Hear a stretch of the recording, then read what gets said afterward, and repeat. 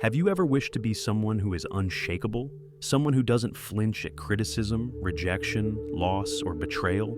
Have you ever longed for the day when the silent pain, that quiet anguish eating you alive inside, even when you pretend to be fine on the outside, finally disappears? Maybe you're tired of trying to please everyone, tired of holding up an image of strength all the time, when deep down, all you've wanted is a moment of rest from the pressure of being untouchable. But let me tell you something that perhaps no one's had the courage to say. As long as you keep trying to avoid pain, it will continue to control you. As long as you numb yourself, shield yourself, hide, you remain a prisoner of everything around you. To the words that cut, to the actions that disappoint, to the silences that slowly kill you from the inside. And no, this isn't weakness. This is the reality for most people. The only difference? Some are just better at pretending. Carl Jung, one of the greatest minds in depth psychology, once said, "We are not what happens to us, but what we choose to become." And that's where the key lies. It's not about building walls. It's not about becoming cold, indifferent, or untouchable. It's about integration, about bringing to light the very things that currently torment you in the dark. Because true strength is not the absence of pain, it's the full awareness of who you are, even when you're bleeding. If you've made it this far, it's not by chance. This video is for you. You who are tired of hurting over everything and everyone. You who feel emotionally outmatched, like other people hold some kind of power over you that you just can't grasp. I want to show you, it doesn't have to be this way. But for that to happen, you'll need to face some truths. Truths that may hurt. But for the first time, that pain might just set you free. Let's begin. You believe that what hurts you is out there, in the actions of others, in careless words, in the betrayals you never saw coming, in the abandonments you didn't deserve. But here's the brutal truth. None of that can truly hurt you, unless there's already an open wound inside you. What hurts is not what people do to you. It's what those experiences awaken in you. It's the story you tell yourself about them. It's the old trauma that still hasn't healed. It's the emptiness you try to cover with strength, with pride, with that desperate need to appear okay. Jung reminds us, the pain we feel in response to the external world is just a mirror, a reflection of what we haven't yet integrated into our internal world. That's why some people can face devastating events and still remain grounded, while others fall apart over a simple comment. It's not about what happens, it's about where it hits you. And here comes an uncomfortable truth. You still suffer so much because, deep down, you believe you can control how the world treats you.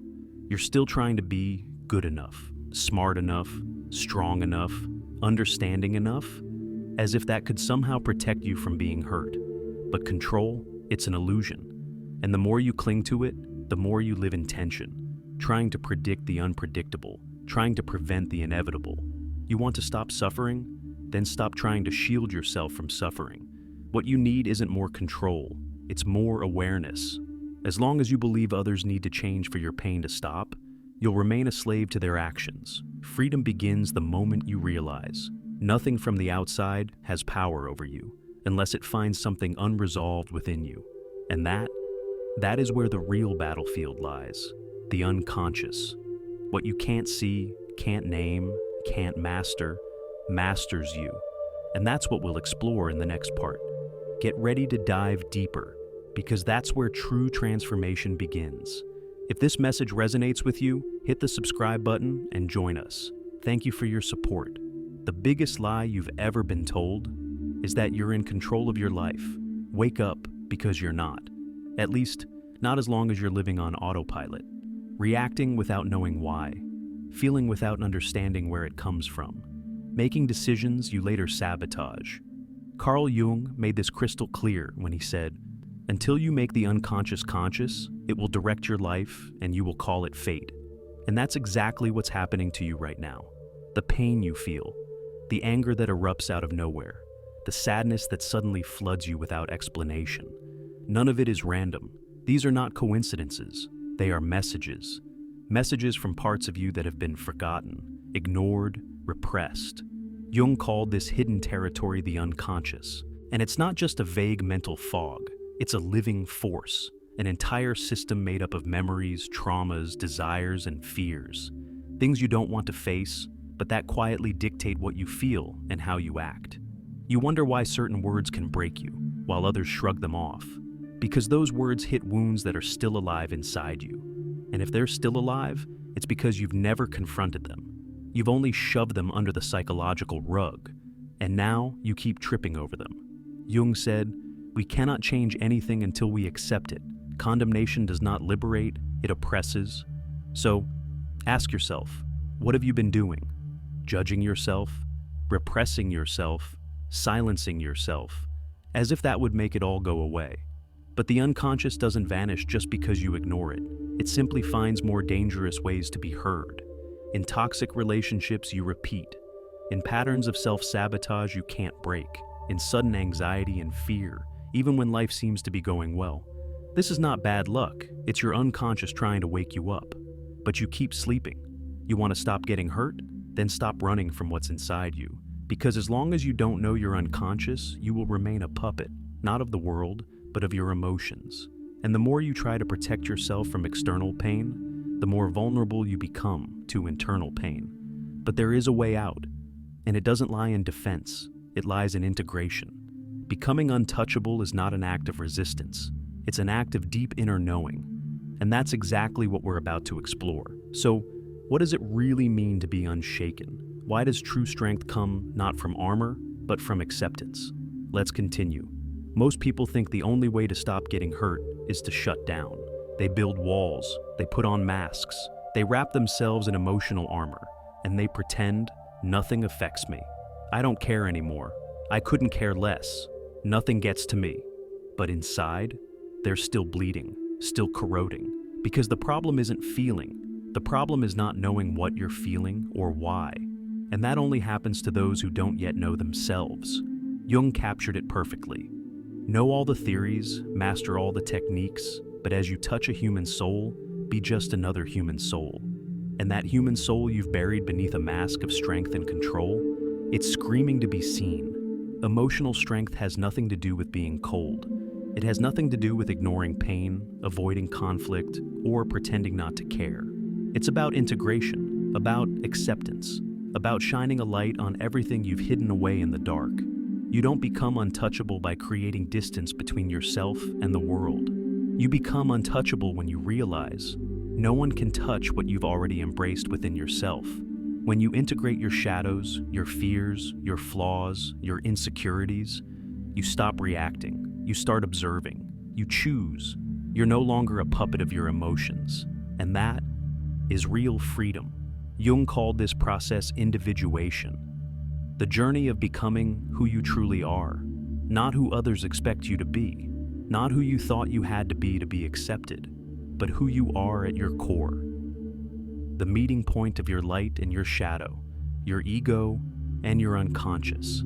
Individuation is not about perfection, Jung said. It's about integration. You don't need to become a better person. You just need to become a whole person. And here's the secret no one told you. The more you run from pain, the more it chases you. The more you try not to be affected, the more fragile you become. But when you face your own wounds, when you accept yourself fully with everything that is beautiful and ugly, noble and shameful, then nothing outside can dismantle you. But be warned, this path requires courage. Courage to look within, courage to drop the mask, courage to feel. Because it is in the pain where the key to transformation lies. And that is exactly what we'll discover in the next part. How suffering, far from being your enemy, can become the gateway to your true strength. Let's go deeper, this time without fear. You learn to hate pain early. Since childhood, you were taught that suffering is weakness, that crying is a waste of time, that feeling too much makes you fragile. So, you ran, you avoided, you denied. But the more you fled from suffering, the more it chased you. And the worst part, it changed shape. It disguised itself as anxiety, anger, apathy, boredom, as self-destructive impulses you can't even explain. Ignored pain doesn't vanish. It just digs tunnels inside you. Until one day, without warning, everything collapses. Jung saw suffering differently.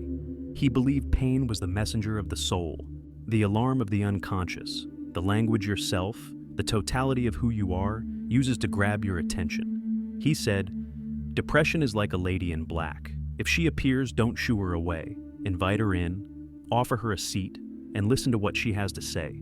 But you don't listen. You silence yourself. You distract yourself. You keep yourself busy. You numb out, doing everything you can to avoid the one thing that matters. What is this pain trying to show you? The truth is, suffering hurts so much because you're still at war with yourself. There's a part of you crying out to grow, and another desperately clinging to the way things are. There's something inside you yearning for transformation, but your ego, trained to control, tries to suffocate that cry. And in that friction, pain is born. Because change hurts. Growth hurts. Letting go of old beliefs, cutting toxic ties, allowing what no longer serves you to die. All of it is a mourning, an internal process of death and rebirth. But it's precisely in that space of ruin that something new is born. Because when everything you clung to is stripped away, when certainties crumble, when pain exposes your rawest vulnerability, you finally see who you really are. No masks, no performance, no protection. And in that moment, suffering becomes sacred, because it brings you face to face with the only thing that can ever set you free: yourself. Jung understood this. He saw that suffering isn't a system failure. It's part of the process. Pain isn't the end of the road. It's the beginning of the journey toward individuation. The real tragedy? Most people give up before they reach the other side. They flee, they numb, they return to the surface. But not you. If you've come this far, it's because you're ready to cross. And in the next part, we'll dive into what that crossing looks like.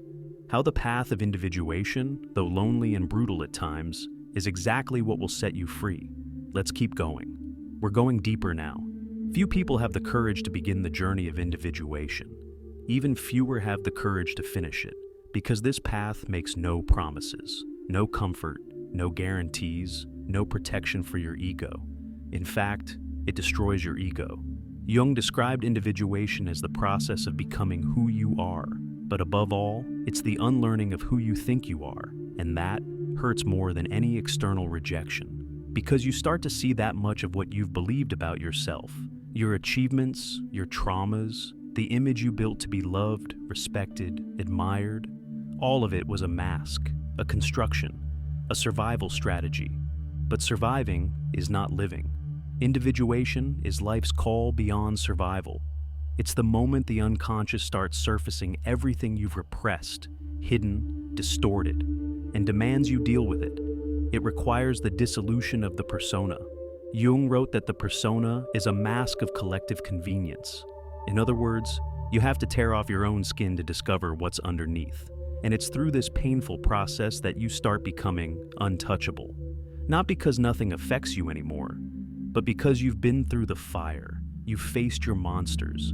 You've looked shame, neediness, and anger in the eye and said, "I see you. You don't control me anymore." It's this clarity, this lucidity in the face of your own darkness, that gives you a strength no one can take from you. A strength that doesn't rely on approval, recognition, or control. You no longer need to be loved by everyone. You no longer need to win every argument. You no longer need to appear strong, because you are strong, not on the surface, at your core. True emotional armor is not a shell, it's a center forged by the integration of all your parts, a consciousness that stays grounded, even in the storm. You may feel pain, but it doesn't break you. You may be hurt, but you don't lose yourself.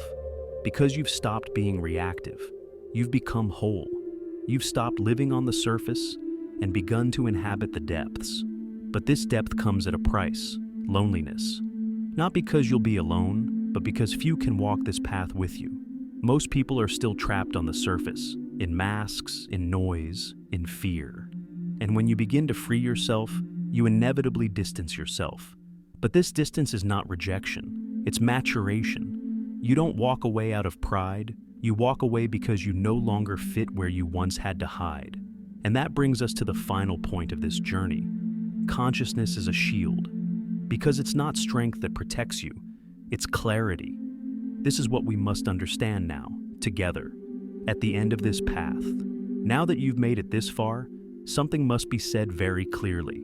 Nothing, absolutely nothing, will protect you from external suffering if you remain unconscious of what's happening within you. The words will still hurt, The rejections will still sting. The losses will still shake you until you awaken. An awakening is not some magical moment. It's a choice, a daily one. It's looking inward, even when it hurts. It's taking responsibility for what you feel, no longer blaming others, the past, or fate. Jung said, "What you resist persists. What you accept transforms." You've spent a lifetime resisting. The fear of not being enough, the emptiness of rejection, the pain of loneliness, the ache of not being seen. And what did you do with that pain? You hid. You silenced yourself. You tried to control everything. You tried to be perfect. You tried to be strong. And all of that has brought you here, exhausted, tired of fighting the world and fighting yourself. But now you know. True emotional immunity is not hardness. It's not coldness. It's not pretending nothing hurts. It's clarity. It's not about building armor. It's about expanding your awareness. Because when you understand your wounds, your triggers, your patterns, the actions of others lose their power over you. You still feel, but you don't drown. You still suffer, but you don't lose yourself. And that changes everything. What shields you isn't avoiding life. It's diving into it, because those who live on the surface are shattered by every wave. But those who dive discover the silence, the stillness, the strength at the bottom. And that is where you're headed. When you live from that place of presence, of integration, of acceptance, the world may try to knock you down, but it no longer finds where to hit you. If this video touched you, if something deep within you has awakened, write it here in the comments. I choose awareness. Let's start a movement of people who are done pretending to be strong just to survive, and ready to live with truth. And remember, the next video is part of this same journey. It matters. Keep going. Real transformation doesn't begin at the first step. It begins when you refuse to stop. I'll see you there.